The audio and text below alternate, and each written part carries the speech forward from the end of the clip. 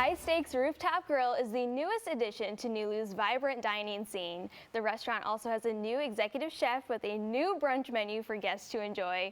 Joining me in the Charlie Wilson KitchenAid kitchen to show us what's new on the menu and where it comes from is executive chef Catherine Fink. Thank you so much for coming on today. We love to kick off the weekend with some brunch, and congratulations on being executive chef. Thank you. Thank you for having me. That's amazing. So tell me a little bit about your background with cooking.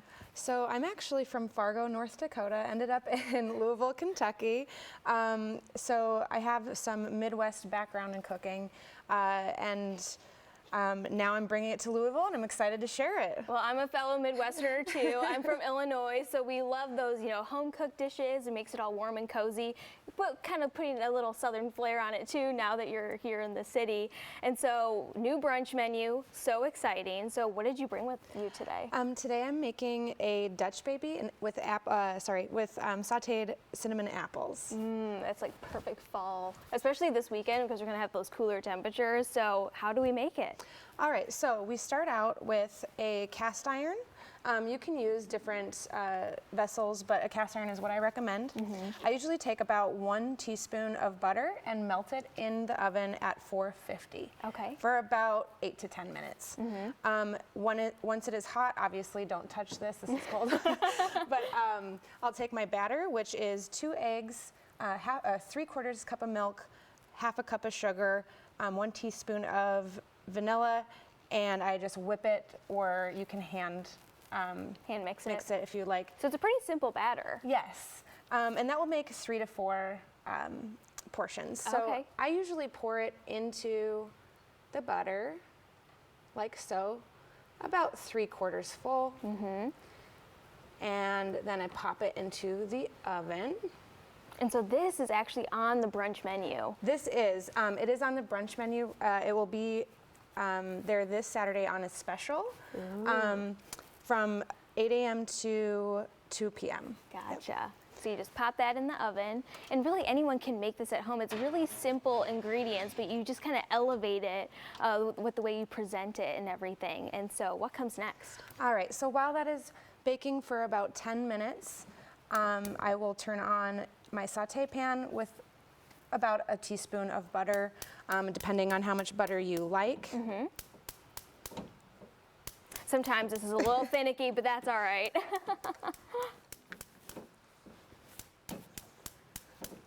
That's all right. So you melt this down? Yes, I melt this down, and I put my sliced apples into the butter. And you can slice them pretty thin, right? Yeah, you can slice them thin, thick. You can even dice them if you like. And then I will usually throw a little cinnamon in here. Excuse my reach. Whoop. I'll throw a little cinnamon in here, again, up to your liking. I usually just do a little bit on there, and then I melt it down and toss it, or you can use something like a spatula and stir it around. Yeah. I like it to be on the crispier side, but you can cook it down until it's almost like extremely soft. Right. It's kind of whatever you like. Yeah. It's a really good smell too when you're cooking it down. It probably smells like a perfect fall candle. But you can actually eat it, right? So once that's melted down, I set that aside to cool, and then I start my whipped cream. Which is the best part. Oh my goodness. And you brought the mixer and everything with you today. Yes, I did. So I usually use, and you're gonna have extra whipped cream because I don't know about you, but I like to, go a little have extra. A little extra. I mean, why not, right? So I usually use about a pint of heavy whipping cream. And again, it depends on if you have a sweet tooth or not. You can use 1/2 cup of powdered sugar or even a little bit less. Okay. I like things on the less sweet side. Yeah, because you're gonna have those caramelized apples, so you don't want it to be too overpowering where it's like you can only take 2 bites of it because you want to eat the whole thing. Yes. And then I usually add about a teaspoon of vanilla, again, up to your liking. Yeah. So I'll add my vanilla. And then I will mix it for roughly about 3 to 5 minutes, depending on how thick you want it. So I usually start it out fairly slow. Fairly slow, and then put it on a higher setting until it gets thick. Yeah. So once that's over with, and I'll kind of let this go for a second because you can see it. Yeah.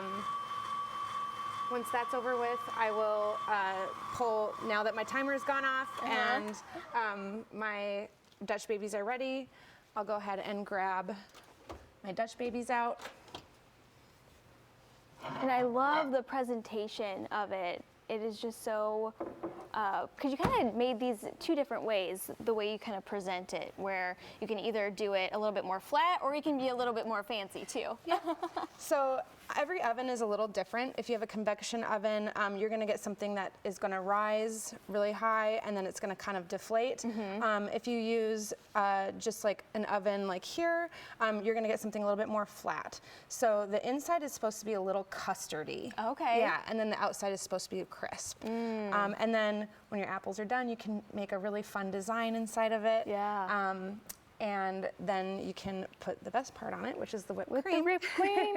I feel like this would be really great for like a Thanksgiving brunch because it is so Yes. easy because you can really batch it up and have, you know, multiple people come over. Like you mentioned, the measurements that you gave, it makes 4. Yep, yes. You can make 4 with it. You can make, if you have smaller crocks, you can make small little party favors for it. Yeah. And then the whipped cream, again, you can have a lot of fun with how you plate it. I usually use a piping bag, but you can go ahead and just spoon it on if you want. Yeah, make it a little rustic and maybe even top it with some more cinnamon if you wanted to. And so this is going to be on special this weekend, but what are some other items that are going to be on the brunch menu? We have some really great items. So we have an avocado toast for those who don't eat meat with a lot of really fun vegetables on it. Yeah, we're seeing it right on the screen there. Beautiful. We have the strata, which is a potato custard type dish with scrambled eggs and one of our chefs' gravy. We have someone named Julius that's been really helping us, a cook that's been helping us with these recipes. Then our ricotta blackberry pancakes, lemon pancakes, those are a hit right now. Yeah, I'm definitely more of a sweet brunch person compared to the savory, but you have plenty of savory options too. Yes, and then our deviled eggs, we've got a lot of different options, and this is a brand new menu, so we're really excited for people to try it. Yeah. Give us your feedback. You also got a cocktail too, because you have to wash it down with something, right? Yep. Yeah, our cocktails are delicious. Yeah, and the views at I mean, it's called, you know, rooftop restaurant for a reason. The views are absolutely stunning. Yes. Absolutely. Well, thank you so much for coming on today. I'm sure tables are going to get booked up so quickly because you do recommend reservations, don't you? Yes, we do, especially because Jingle Fest is happening this Saturday and this is on special. We definitely recommend reservations, but moving forward, we've been getting busier and busier, so we're really excited to fill up the space. Yeah, absolutely, for the holiday season. Yeah. So thank you so much for stopping Thank you for by, having and I me. can't wait to dig in. Awesome. Thank you. So again, you can check out their menu and book those tables at highstakesgrill.com.